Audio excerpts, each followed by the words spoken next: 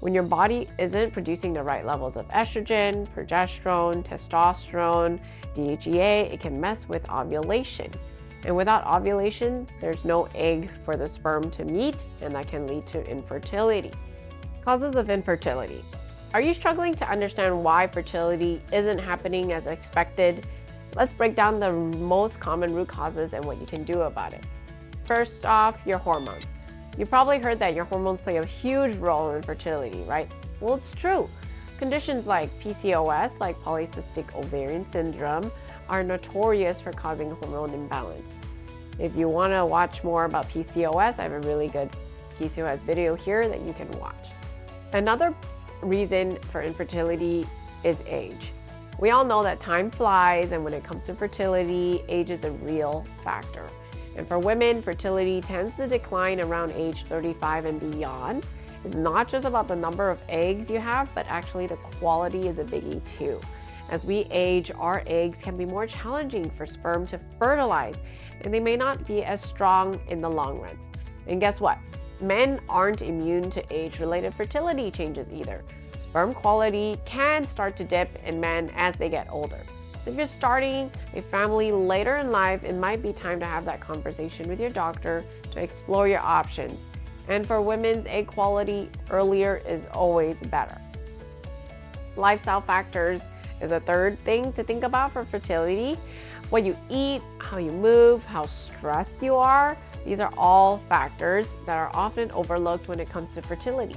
Eating a nutrient-rich diet can do wonders for your reproductive system.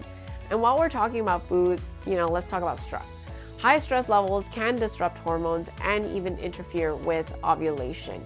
I personally know that firsthand as I opened my clinic. I couldn't get pregnant for 2 years. I was extremely stressed until my brother actually came in and helped me. And so I was actually able to go part-time and be able to have a baby.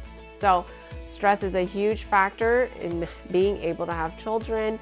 And don't forget to exercise. Regular, moderate exercise helps support healthy hormones. And extreme overtraining can actually have the opposite effect. So balance your routine with plenty of rest and healthy food and relaxation. It really all adds up. The fourth reason for infertility is environmental toxins. It's something we don't really think about. These are things like BPA in plastics, pesticides in food, or even the dyes, the red, the blue, the yellow number 40, all of those, even chemicals in cleaning products and your cosmetics and your soaps and your shampoos. They can affect fertility. These toxins act like hormone disruptors, which can interfere with your body's natural hormone balance, making it harder to conceive.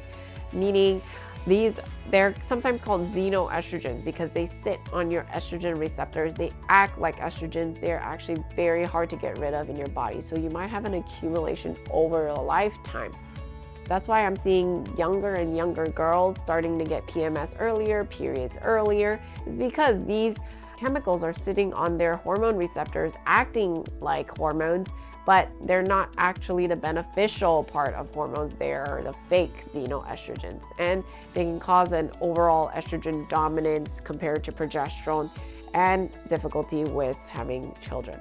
So reducing your exposure to these chemicals, switching to safer products, choosing organic foods, detoxing, these can be an important part of your fertility plan. You can even test out if you have certain toxins in you. Definitely find someone to be able to test them for you. Let's not forget about other underlying health conditions, conditions like endometriosis, thyroid problems, diabetes, autoimmune disease. These can all impact fertility. Endometriosis happens when the tissue that normally lines the inside of your uterus grows outside of it, causing a lot of pain, potential fertility challenges, pain with periods, a very heavy menstrual cramping. Hypo or hyperthyroidism can also mess with your menstrual cycle and your ovulation. If you're dealing with any of these chronic conditions, it's good to have regular checkups, make sure everything is under control, catch and address these issues early on, as that can really be a big difference in your fertility journey. Even dealing with the gut health, making sure that your gut microbiome is nice and healthy, reduces your chance for an immune response that could also be very beneficial to your fertility journey. So thanks for tuning in today. If you found this video helpful, don't forget to like, share, subscribe for more insights on health and wellness.